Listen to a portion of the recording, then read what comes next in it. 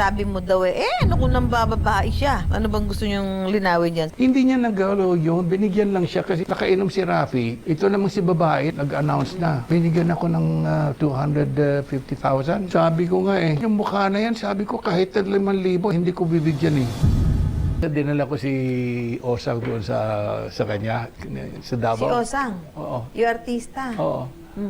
Naging kami ni Osang eh. Sabi niya, bye. Sabi niya, Mon, pwede kong hiramin yan. Anong hiramin? Girlfriend ko yan. Matagal kayo naging ni Osang?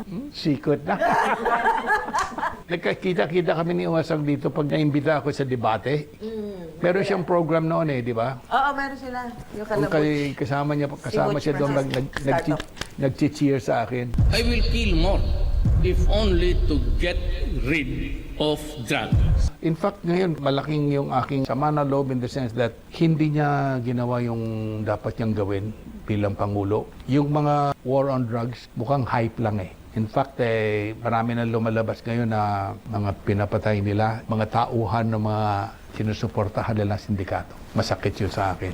Kasi akala ko mayroong pagbabago, magkakaroon ng pagbabago. He fell into the trap. He was eaten up by the system. Makakabalik pa ba siya dito? Hindi na siguro makakabalik yan. Kasi pagkakaalam ko, only once a year lang ang hearing Ilang taon na siya ngayon? 81. Halimbawa, once a year, baka 90, andun pa rin siya. Walang pag-asa. And ako naman, sa pananaw ko, tama lang yung pagkakakulong niya. Dahil? Dahil nga doon sa marami silang pinatay na karamihan ay mga maliliit lang na tao at saka walang kasalanan. Ang kasalanan lang nila ay biktima sila ng droga. Vice President Sara Duterte. Luka-luka. Bakit po?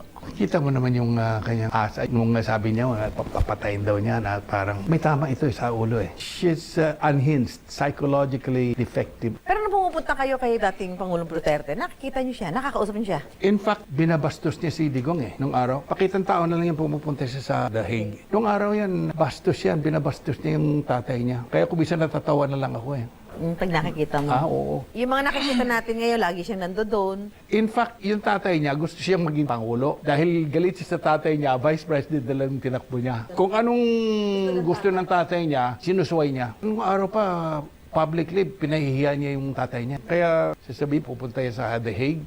Baka hindi kaya nagsisisi siya sa mga ginawa niya sa tatay niya? May pagsisisi ba ang luka-luka? Nababasa ko yung mga column mo about yung kay Digong. Paano kayo naging magkaibigan ni dating Pangulong Duterte? 1992, 1993, yung kontemplasyon. Flor Contemplacion. Lord Contemplacion. Isang loob ng bahay, ginapos yung asawa, yung lalaki.